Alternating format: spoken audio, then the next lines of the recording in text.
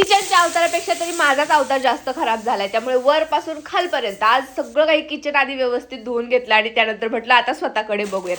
Dress खराब झाला होता, मला चेंज करायचाच होता, तोपर्यंत माझं एक पार्सल पण आलं होतं, तर म्हटलं चला हाच ड्रेस कसा आलाय ते बघूया. दरवेळेसपेक्षा वेगळं काहीतरी यावेळेस मी ऑर्डर केलं होतं आणि हा ड्रेस कसा वाटतोय तुम्हीच मला कमेंट करून नक्की सांगा, कारण मला तरी हा ड्रेस खूप जास्त आवडला होता. आता फेशियल हेअर्स मला रिमूव्ह करायचेच होते, तर म्हटलं तुमच्यासोबत पण शेअर करूया. याआधी पण मी तुम्हाला दाखवलं होतं, पण बऱ्याच जणी मला विचारत होत्या की तू कशी करते, बरं रेझरने करतेस तर काही साईड इफेक्ट होतो की नाही. पहिल्यांदा मी ज्यावेळेस करायचे ना त्यावेळेस अप्पर लिप्स रेझरने करताना मला थोडंसं भीती वाटायची की खूप जाड केस येतील की काय होईल, पण बऱ्याच जणांचं मी पण पाहिलं होतं, त्यामुळे मी पण धाडस केलं आणि करायला सुरुवात केली. आता बरेच दिवस झालं मी अशाच पद्धतीने माझे हेअर रिमूव्ह करते आणि फक्त फेशियल हेअर निघून जातात असं नाही, खूप छान ग्लो सुद्धा चेहऱ्यावरती येतो, त्यामुळे मी तर तुम्हाला नक्की रेकमेंड करेन. आता किचन सगळं आज साफ करून घेतलं होतं, मस्त स्वच्छ वाटत होतं. पहिली गोष्ट करायला घेतली तो म्हणजे चहा. आज हे किचन क्लिनिंग करायचं होतं, बाहेरचं पण करायचं होतं, त्यामुळे एवढा टाइम आमचा साफसफाईमध्येच गेला होता ना, त्यामुळे खूप जास्त कंटाळा आला होता. त्यामुळे एकदम कडक चहा आमच्या दोघींसाठी बनवला